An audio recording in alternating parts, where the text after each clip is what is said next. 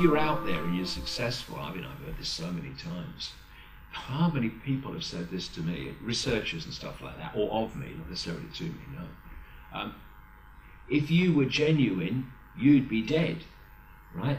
And it's like, whoa. Now that's taken giving your power away to a whole new extremes of existence. So, this world is so controlled and we are so impotent to do anything about it that your only confirmation that you are genuine is if they kill you.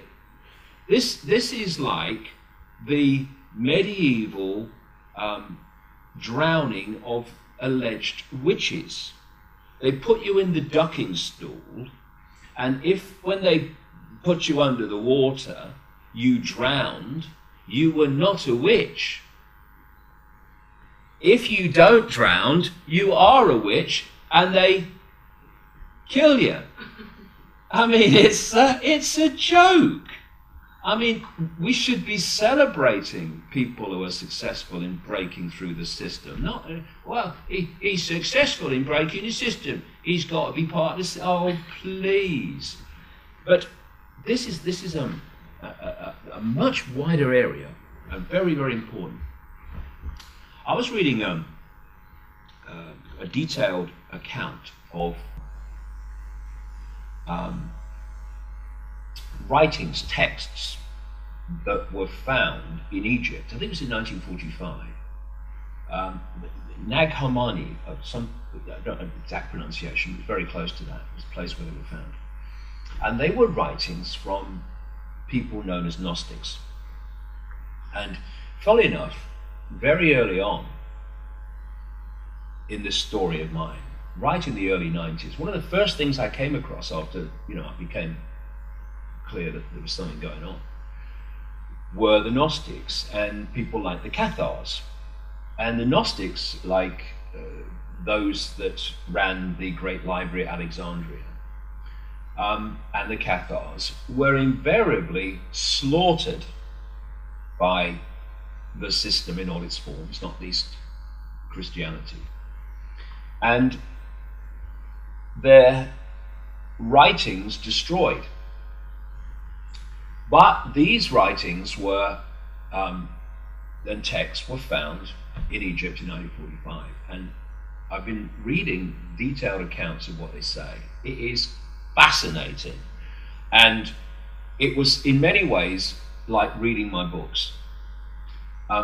When you look at them, it's clear that things like the New Testament were Gnostic writings to a large extent, that have been censored, that have been changed around, and where the symbolic has been delivered as the literal, which has kind of caught everyone out, that follows the religion.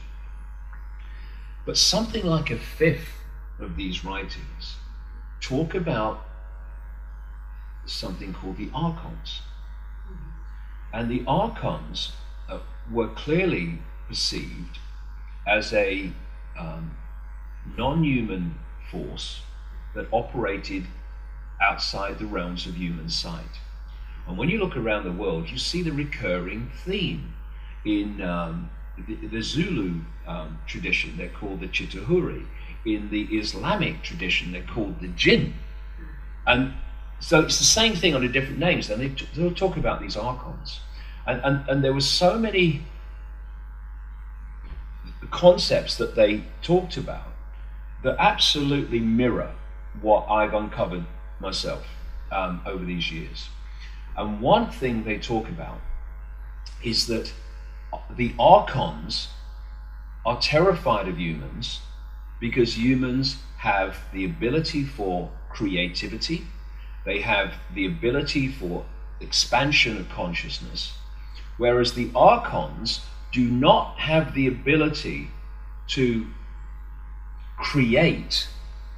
They have to mimic that which is already created.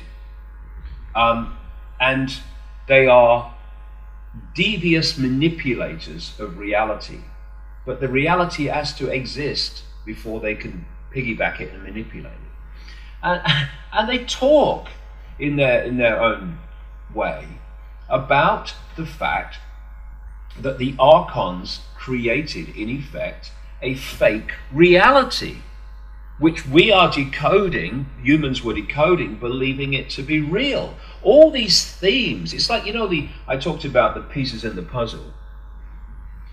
One of the things that happens to me in this process is that stuff is held back. It's happened a number of times that I could easily have come across until a certain point, and then suddenly I come across it, and it's at that exact point, really, often exact point, that says to you, see, it's right. And so I'm reading this stuff about the archons and the way they manipulate and the way they possess the minds of humanity, and this theme comes up again, that they are, compared with humans and human potential, extraordinarily limited, and therefore they have to piggyback humanity, and they're terrified of humans awakening to that's going on, to their existence, because then the game's up.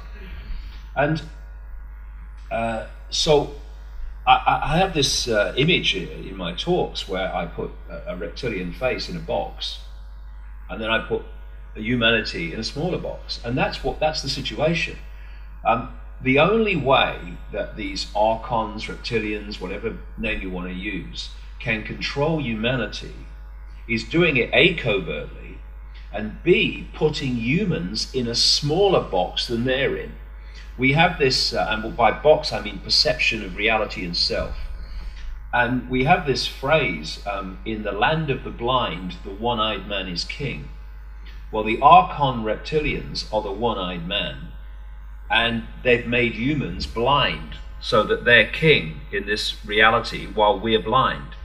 And so this awakening that we are now experiencing among incredibly expanding numbers of people is their worst nightmare, because we are breaking out of the box, and it's a box that we've been put in, and once we break out of it, we break beyond their box, if you like, and they become impotent in terms of their control of us.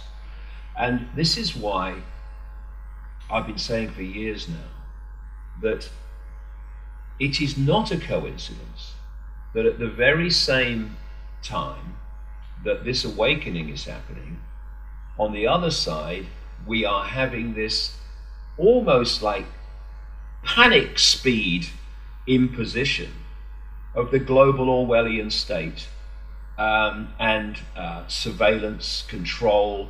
They want microchipping, and they're bombarding us with radiation to destabilize us, with food and drink additives to destabilize us electrochemically, and all the rest of it. It's because, while it seems on the surface that this is an attempt for more and more control, it is in a way, but they're in a different game now. And they knew, if I knew 22 years ago this was coming, how long have they known? And they've been preparing for it. And thus, the old way of control, which is, you know, for thousands of years, you know, religion, all this thing, and people just not thinking and going through their lives, I know my place, and oh, I believe what the religion tells me, and all that stuff. That's fine. Controlling people in that mode has been easy. But they're in a different game now. They're in a different game where these truth vibrations are impacting ever more powerfully on more and more people, and thus the way they controlled humanity before is not enough. That's why this explosion of Orwellian control is flying in now, and has been for some time. It's because it is a defense mechanism to try to mitigate and overcome the consequences for them of the human awakening.